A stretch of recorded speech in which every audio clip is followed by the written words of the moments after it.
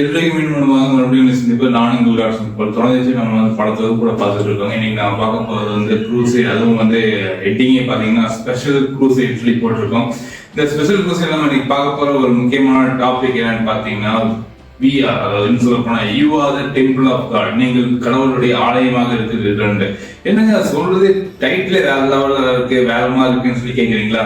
இன்னைக்கு அதான் நம்ம பார்க்க போகிற முக்கியமான டைட்டில் என்னன்னு பார்த்தீங்கன்னா, இந்த உலகத்துல வந்து ஒரு மனுஷனுக்கு வந்து 1000 லேபிள் கொடுக்குறாங்க. அவன் முட்டாளு, அதே மாதிரி புத்திசாலி, பிரில்லியன்ட், ஃபூல், ஸ்டூபிட், இன்னசென்ட்னு 1000 லேபிள் கொடுக்குறாங்க. கண்டச்சோறு, ஒன்னத்துக்கு லாக்கி இல்லாதவன், என்ன சொல்ல போனா ஒரு இதுக்கு பிரயோஜனம் இல்லாதன்னு சொல்லிட்டு ஏகப்பட்ட லேபிள்ஸ் கொடுக்குறாங்க. இவனும் அதை நம்பி வாழ ஆரம்பிச்சிடுறாங்க. ஒரு மனுஷனுக்கு 1000 பேர் லேபிள் கொடுக்குற அளவுக்கு இன்னைக்கு போயிட்டு இருக்குது. எல்லாருமே என்ன நினைச்சிட்டு இருக்காங்கன்னா, நான் மித்தவங்க என்ன சொல்றாங்கன்னா அதுதான் நானுங்கிற அளவுக்கு என்ன ஆயிட்டு இருக்கு, இன்னைக்கு அவங்க லைஃப் வந்து மூவ் ஆயிட்டு இருக்குது. ஸோ இது மட்டும் தான் அப்படி போயிட்டு இருக்கான்னு பார்த்தா இல்ல, அவங்க லைஃப் மட்டும் இது இந்த பேஸ்ல மட்டும் போவதில்ல. என்ன ஆகுதுன்னா வந்து அவங்களுக்கே தான் யாருங்க தெரியாத அளவுக்கு என்ன ஆயிட்டு அந்த அளவுக்கு மூவ் ஆயிட்டு இருக்காங்க. அவங்கள பத்தின ஒரு இன்ஃபீரியாரிட்டி காம்ப்ளெக்ஸ் அவங்களுக்கு இனிமே வந்து டெவலப் ஆயிட்டே இருக்குது பீப்புள்ஸ்குள்ள. ஸோ இதெல்லாமே இப்படி இருக்கும்போது என்ன ஆகுதுன்னா வந்து அடுத்தவங்க சொல்றது இவங்களுடைய லேபிள் நினைச்சிட்டு என்ன பண்றாங்கன்னா இவங்க லைஃபா வந்து மூவ் ஆன் பண்ணிட்டு இருக்காங்க. ஆனா இன்னைக்கு வந்து ஒவ்வொருவங்க ஒவ்வொரு மாதிரி பாக்குறாங்க. ஒவ்வொரு விதமாக மக்கள் வந்து கேட்டகரைஸ் பண்றாங்க. மக்கள் வந்து மக்களே கேட்டகரைஸ் பண்ற அளவுகள் இருக்கு. அதே போல பாலிடிக்ஸ் வந்து பார்க்க வேற இருக்கு. ஒவ்வொரு இடத்துல இருந்து மக்களை பார்க்கும்போது, ஒரு மனிதனை பார்க்கும்போது, இண்டிவிஜுவல் பார்க்கும்போது ஒவ்வொரு மாதிரி பார்க்கறாங்க. ஸ்டேட்டஸ் மாதிரி பிரிச்சு பார்க்கறாங்க. ஸோ இதெல்லாமே பார்த்தாலுமே கடவுளை நம்மளை எப்படி பார்க்கறான்னு பார்த்தீங்கன்னா, நீங்கள் அவருடைய ஆலயமாக இருக்கிறதுன்னு சொல்லிடுறாரு. அப்ப இது என்னடா புதுசா டாபிக் வேற லெவலில் இருக்குன்னு பார்த்து, ஆமாங்க, கடவுள் பார்க்கறாங்கள அந்த சீனே வந்து வேற மாதிரி இருக்கு, ஆட்டிடியூடே வேற மாதிரி இருக்கு. எப்படின்னு சொல்ல பார்த்தீங்கன்னா, இந்த உலகத்திற்கு புனிதமான கருதப்படுகிற கருவறை இருக்கும் என்றால் ஒண்ணு வந்து தாயின் கருவறை. அது வந்து எல்லாத்துக்குமே கிடைக்கிற ஒரு அதிசயமான ஒரு பங்கா இருக்கிறது. இன்னொன்னு பாத்தீங்கன்னா கோயில் விளக்குறது, அது வந்து எல்லாத்தையுமே கிடைக்கிறது. பிறப்பின் அடிப்படையில் மட்டும்தான் நிறைய பேருக்கு கிடைக்கிற ஒரு பொருளா இருக்கிறது. அந்த கோயில் கருவறைக்குள்ள அவ்வளவு ஈஸியா யாருமே என்ட்ரி ஆக முடியாது. அப்படிப்பட்ட கோவில் தான் நீங்க பார்க்க போறோம். என்னங்க கோயில் பத்தி சொல்லிருக்கோம்? ஆமா, இன்னைக்கு கோயில் பத்தி பார்க்க போறோம். எங்கப்பட்ட கோயில் பாத்தீங்கன்னா இஸ்ரேல் நாட்டுல இன்னைக்கு வந்து பாத்தீங்கன்னா சாலமோன் கட்டின தேவாலயம் சொல்லி சாலமோன் டெம்பிள் வந்து இன்னைக்கு வந்து ஒரு பெரிய ஒரு ஹைலைட்டிங் டாபிக்காவே இருக்குது. ஏன்னா வந்து அங்க பத்தி ஏகப்பட்ட சர்ச்சைகளும் போகுது. அதே போல அங்க இருக்கிற ஒரு பெரிய முக்கியமான இன்சிடென்டாக இன்னைக்கு வந்து அமைஞ்சிட்டு இருக்குது. அந்த சாலமோன் கட்டின தேவாலயம் பத்தி நம்ம பார்க்க போறோம். தேவாலயம்னா என்ன, அந்த கட்டிடம்னா என்ன, அந்த தேவாலயத்துல கட்டிடம்னா என்னன்னு சொல்லி நம்ம பார்க்கணும். வந்து இதை வந்து எங்க இருந்து நம்ம பார்க்கணும்னு பார்த்தா டேவிட் அந்த கிங் இருக்காரு.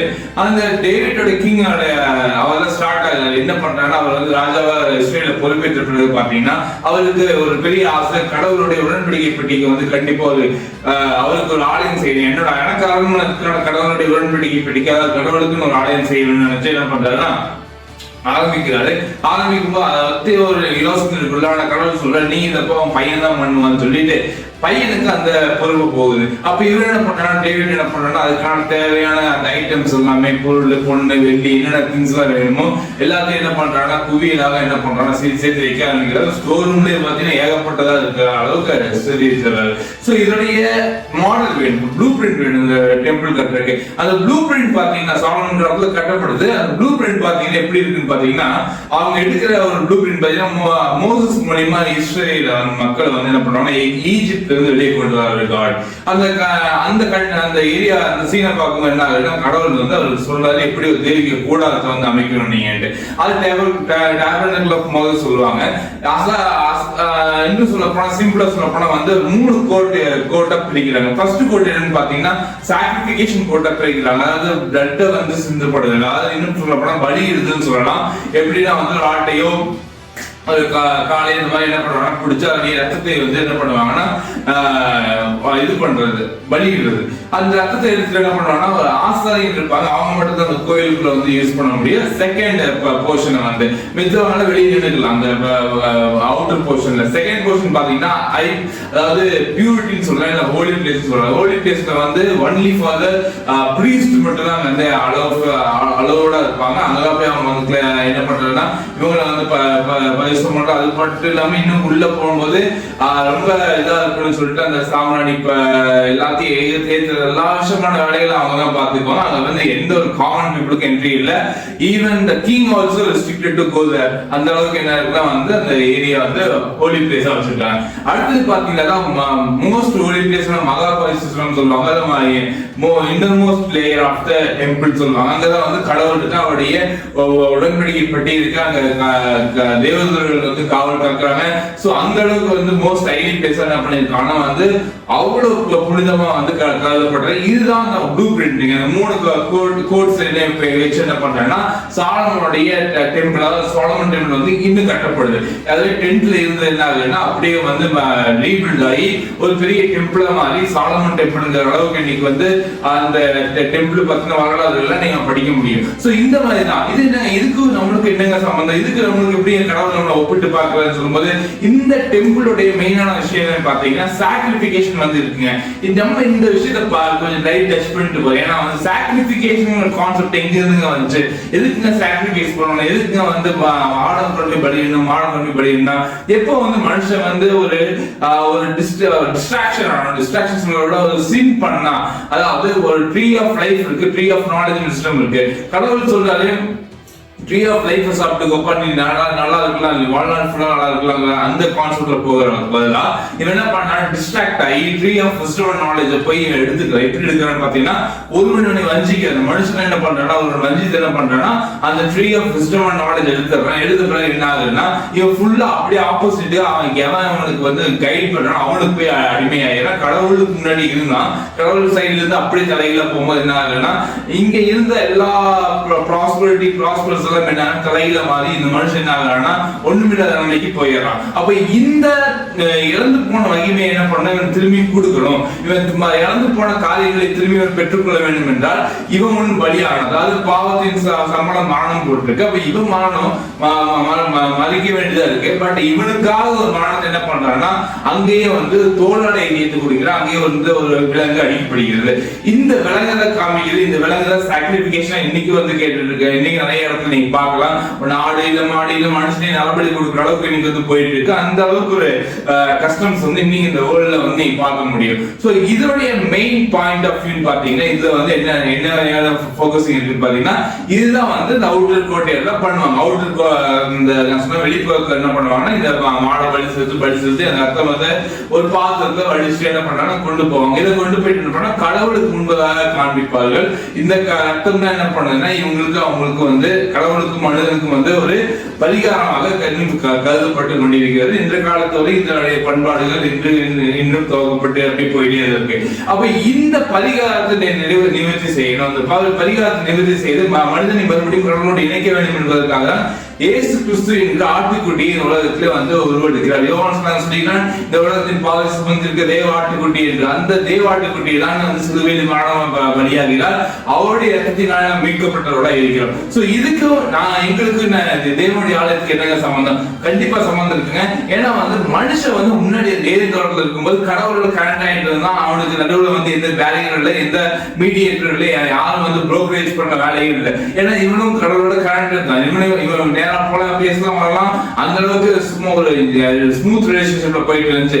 இது எப்ப மாறுச்சுன்னு பாத்தீங்கன்னா இது எல்லாமே இம்பேலன்ஸா மாறுது சின் மூலமா. அப்ப இதை வந்து திரும்பி ரீபில்ட் பண்றாரு.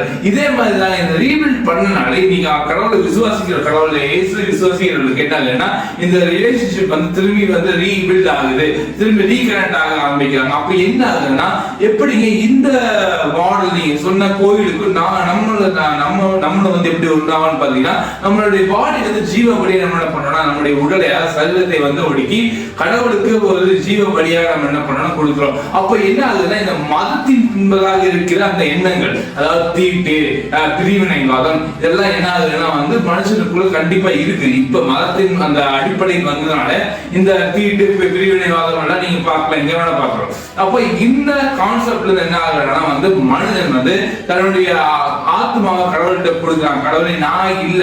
அப்போ இது கனெக்ஷன் கனெக்ஷன் வந்து ரீபில்ட் ஆகும்போது, கனெக்ஷன் ரீகனெக்ட் ஆகும்போது என்ன ஆகுதுன்னா வந்து மனுஷன் திரும்பி என்ன ஆகுறான்னா அந்த மதங்கிற அந்த எண்ணங்களில் இருந்து விடுபட்டு என்ன ஆகுறான்னா முழுமையாக, அதாவது சொல்ல போனா கொஞ்சம் கொஞ்சமா ப்ராசஸ் பண்ணி மனம் என்ன ஆகுது, நம்மளுடைய மைண்ட் என்ன ஆகுதுன்னா கொஞ்சம் கொஞ்சமா ரெனிவிங் ஆகிட்டே இருக்குது. ரெனிவிங் ஆகி இவங்க எதெல்லாம் வந்து தீட்டின் ஒதுக்குறாங்க, எதெல்லாம் வந்து பிரிவினைவாதமாய் பார்க்கிறார்களோ அதெல்லாமே வந்து ஒவ்வொன்றும் உடையப்பட்டு என்ன ஆகுதுன்னா இப்ப ரெனிவிங் ஆகிட்டு அவன் மைண்ட் என்ன ஆகுதுன்னா கடவுளுக்கு வந்து இவனோட இவ வாழத்தக்கதாக கடவுளுக்கு இவனும் வந்து ஒன்னாக இணைக்கப்படுகிறார்கள். அப்படியாக என்ன இவன் பாடி மாற ஆரம்பிக்குது. அப்ப இந்த பரிகாரம் மூலியமா என்ன ஆகுதுன்னா கடவுள் வந்து இவனோட ரீகனெக்ட் ஆகிறாரு. யாரோட பரிகாரம்னா இயேசு கிறிஸ்துவின் பரிகாரத்தின் மூலமா கடவுள் என்ன பண்றாங்கன்னா ரீகிரியேட் பண்ணிக்கிறோம். அப்ப நம்ம பாடி வந்து ஜீவ பலியா கடவுளுக்கு ஒப்பு கொடுக்கிறோம். மனம் வந்து என்ன ஆகுது, அது மூலம் புதிதாக்கப்படுகிறது. ஸ்பிரிட் தான் லாஸ்ட் பார்ட். அது லாஸ்ட் பார்ட் என்னன்னு பாத்தீங்கன்னா கடவுள் வந்து அந்த ஸ்பிரிட், அதாவது கடவுள் ஆவியா இருக்கிற நிறைய கான்செப்ட் நீங்க பார்த்துக்கலாம். அந்த கான்செப்ட் எடுத்தீங்க பாத்தீங்கன்னா கடவுள் ஆவியா இருக்கிற நம்ம மனுஷனுக்குள்ள வந்து ஆவியை வாசம் பண்ணிக்கிறாருங்கிற கான்செப்ட் படி அவர் என்ன பண்றாருன்னா ஸ்பிரிட் என்ன பண்ணுன்னா சோலை இன்ஃப்ளூயன்ஸ் பண்ண ஆரம்பிக்குது. சோல் இன்ஃப்ளூயன்ஸ் ஆகும்போது மனம் என்ன ஆகுதுன்னா அந்த சோல் இருக்கிற திங்கிங், வில்லு, அதே மாதிரி வில் பவர், அதே மாதிரி மைண்ட் எல்லாம் என்ன ஆகுதுன்னா ரெனியூ ஆக ஆரம்பிக்குது. இந்த ரெனியூவேஷன் ப்ராசஸ் போகும்போது என்ன ஆகுதுன்னா அதே மாதிரி மதத்தின் அடிப்படையில இருந்த எண்ணங்கள் எல்லாம் ஒண்ணுமில்லாமல் போய் மறுபடி மனிதன் அப்படியே புதுதை மாறி மதத்தையே எதிர்க்கிற அளவுக்கு என்ன ஆயிரா அப்படி மாற ஆரம்பிச்சிடலாம். சோ என்ன ஆகுதுன்னா இந்த வேல்யூ சிஸ்டம், அதாவது இந்த ரிலிஜியஸ் வேல்யூ சிஸ்டம்ல என்ன ஆகுதுன்னா ஒவ்வொன்றா பிரேக் ஆகி என்ன ஆகுதுன்னா மனிதன் மறுபடியும் நேர்பான நிலைக்கு திரும்ப ஆரம்பிக்கிறான். அப்ப இதோட என்ன கான்செப்ட் அமைக்கிறது பாத்தீங்கன்னா சிம்பிளா சொல்ல போனோம்னா கடவுள் வந்து இயேசு கிறிஸ்துங்க தலைங்க, அவரோட நம்ம என்ன பண்றோம் ரீபில்ட் ஆயிரும். அவரோட கனெக்ட் பண்ணி அவர் மூலியமா என்ன ஆகுறோம்னா அவர் தான் நம்மளுக்கும் கடவுளுக்கும் இருக்கிற மத்தியஸ்தரா இருக்கிறார். எந்த மத்தியஸ்தரும் இல்ல, யாரும் மீடியேட்டர் தேவையில்லை, இந்த உலகத்துல எந்த மனுஷனும் நமக்கு மீடியேட்டர் தேவையில்லை.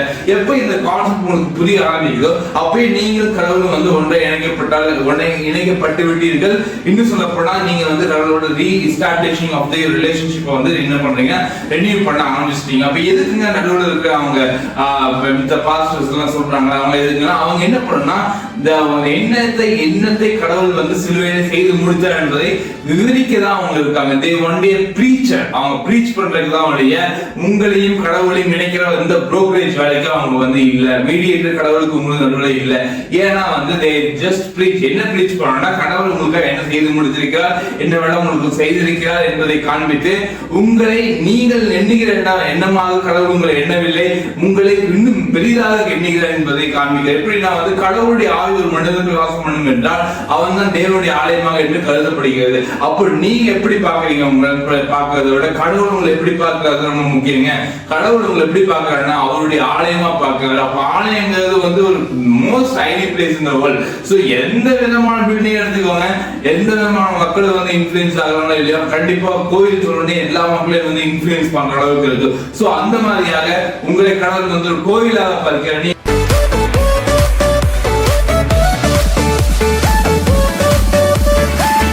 கல்லின் மேல் என் சபையை கட்டுவேன், பாதாளத்தின் வாசல் அதை மேற்கொள்ளாதே. இந்த கல்லின் மேல் என் சபையை கட்டுவேன், பாதாளத்தின் வாசல் அதை மேற்கொள்ளாதே. சபையின் தலைவர் இயேசுவே, மூளைக்கு தலைக்கல் இயேசுவே.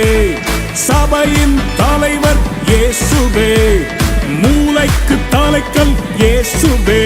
ஹல்லேலூயா ஹல்லேலூயா, சபைதான் ஜெயிக்குமே. ஹல்லேலூயா ஹல்லேலூயா, பாதாளம் தோற்குமே.